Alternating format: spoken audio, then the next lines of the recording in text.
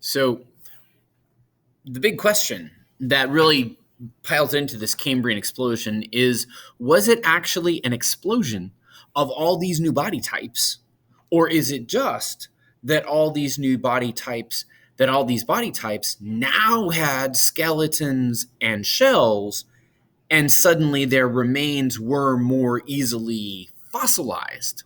So it could be that there was this massive advance and change in all these new body forms, or it could just be that everything started developing skeletons and shells, and the base body forms for all of them had been there all along. They just kind of simultaneously hit this section of, hey, we can have skeletons and shells to help us out. So it's a little uncertain as to which way it goes. All right. Who's who? Most ancient chordates were related to the ancestors of echinoderms. Echinoderms are things like sea urchins and starfish. They've got that sharp outer layer. They've got that radial symmetry. So instead of bilateral symmetry, you have radial symmetry in that they go in each direction. Modern chordates, and so that's ancient chordates there. Modern chordates, things like fish, reptiles, amphibians, birds, mammals, some non-vertebrate chordates, so things that have a neural tube or don't really have a developed backbone. But in terms of chordates, you've got some kind of nerve cord running through the back. Like for us as humans, that's our spine or our back or our backbone. The thing is that in terms of chordates, there were some, like the echinoderms and so on back then. Now, 96% of chordates, things with some kind of a neural cord going down their back, are vertebrates. So full-on, vertebrate skeleton that they've got either a cartilage or bone skeleton in their back that houses a spinal cord of some kind. So that's kind of who's who there. Now, during this time, we get these jawless fishes with cartilage skeletons in the late Cambrian period. So they don't really have a jaw. They're more like lampreys, where it's like all the teeth around in a circle and it like and sucks things up.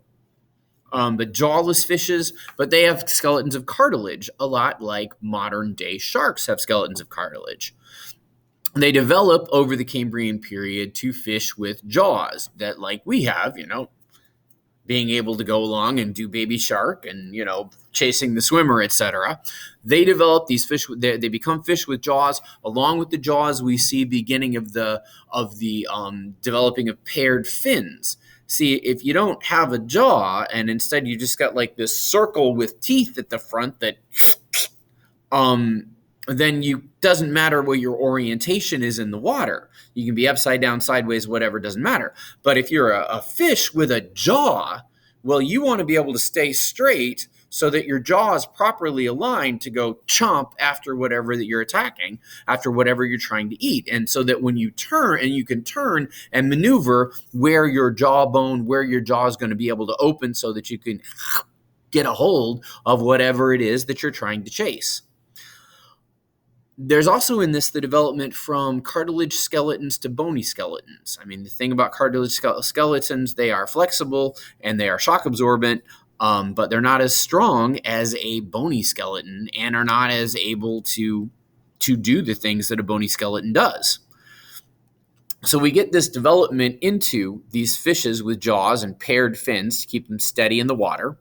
And then we move into these lobe-finned fishes. Now, when you think about a fish fin, generally speaking, it's just kind of like maybe a really skinny, straight piece of skin and a little bit of cartilage, or it is that really filmy, floppy like angelfish, where it's got a little fin on the top and little fins on the side, but they're very fluttery and very light.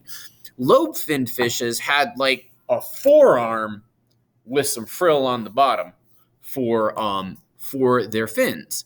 And so we get in this situation where these fish with a heavy top part to the fin and then frilliness around the bottom of it, my elbow up, that they're thought to be the ancestors of tetrapods, that they tended to live close into shore and would occasionally use those lobes, those strong upper part of their fins, to walk